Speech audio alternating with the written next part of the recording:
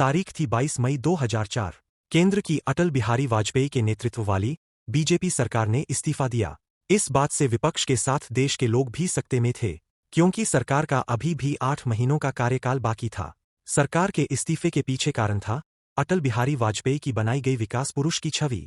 BJP के तत्कालीन नेताओं को लगा था कि देश में अभी बीजेपी की लहर है, इसका फायदा उठाकर चुनाव करवाना ठीक रहेगा।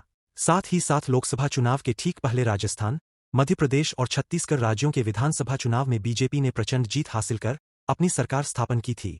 उसी दौरान विपक्ष में किसी प्रकार की एकता नहीं थी और न ही कोई प्रधानमंत्री पद का चेहरा। कांग्रेस पार्टी तो तब तक के सबसे खराब दौर से गुजर रही थी।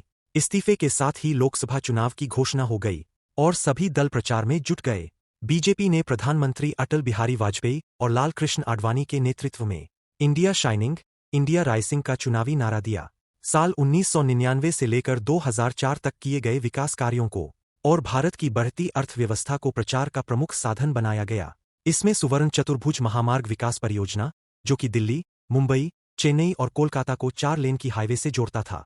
साथ ही प्रधानमंत्री ग्राम सड़क योजना, जो छोटे छोटे गांवों को पक्की सड़क से जोड़ने के लिए शुरू की गई थी। शिक्षा की विकास के लिए महत्वाकांक्षी सर्व शिक्षा अभियान की शुरुआत, जो तब की सबसे सफल शिक्षा अभियान माना गया था। कृषि, सिंचाई और शहरों के विकास के लिए नदी जोड़ परियोजना शुरू करने का वादा। इन तमाम मुद्दों के आसरे बीजेपी ने देश में वोट मांगे। चुनाव के बाद ये लगभग तय था कि फिर से वाजपेयी जी के नेतृत्व में बीजेपी की सरकार बनने जा रही है। सभी एग्जिट पोल तो उसी तरफ इशारा कर रहे थे कि 1999 के चुनाव से ज्यादा सीटें 2004 में बीजेपी को मिलने जा रही है। लेकिन जैसे ही रुझान आने शुरू हुए तो बीजेपी के नेताओं को धक्के लगना शुरू हो गए और दोपहर तक ये साफ हो गया कि बीजेपी ये चुनाव हार चुकी है। 2004 के चुनाव में कांग्रेस को 145 सीटें मिली और बीजेपी को 138 सीटें। साथ ही लेफ्ट ने 43 सीटों पर जीत हासिल की।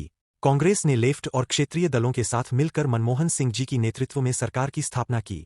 ये पहली बार नहीं था कि एग्जिट पोल के नतीजे पूरी तरह गलत हुए, बल्कि साल 2009 में भी कांग्रेस सरकार की हार होने की संभावना तमाम एग्जिट पोल ने जताई थी। मगर कांग्रेस पहले से ज्यादा बहुमत लेकर सत्ता में वापस आई थी। कई बार एग्जिट पोल और चुनावी नतीजे पूर्णतः अपोजिट थे, लेकिन बीजेपी में इतना बढ़िया नेतृत्व और आरएसएस जैसे मजबूत संगठन के साथ में होते हुए भी बीजेपी की हार क्यों हुई?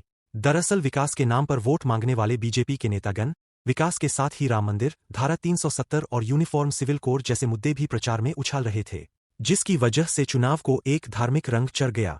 बीजेपी ने सोनिया गांधी के विदेशी मूल के होने का मुद्दा भी प्रचार के दौरान खूब उठाया। लोगों को ये बात रास नहीं आई और यही मुद्दे बीजेपी पर पलट गए।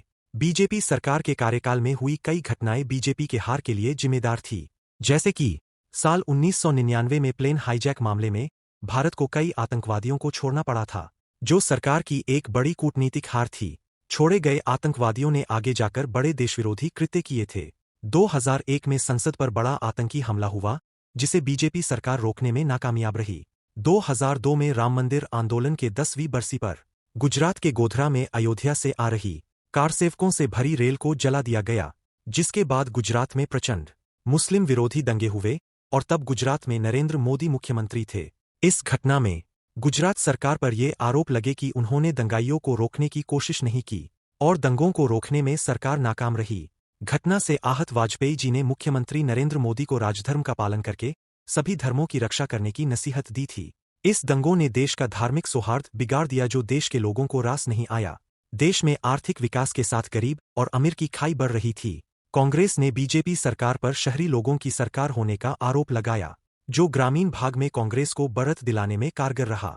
1999 में कारगिल वॉर के चलते देशभक्ति की लहर पर आई बीजेपी सरकार 2004 की चुनाव में बुरी तरह धाराशाही हो गई।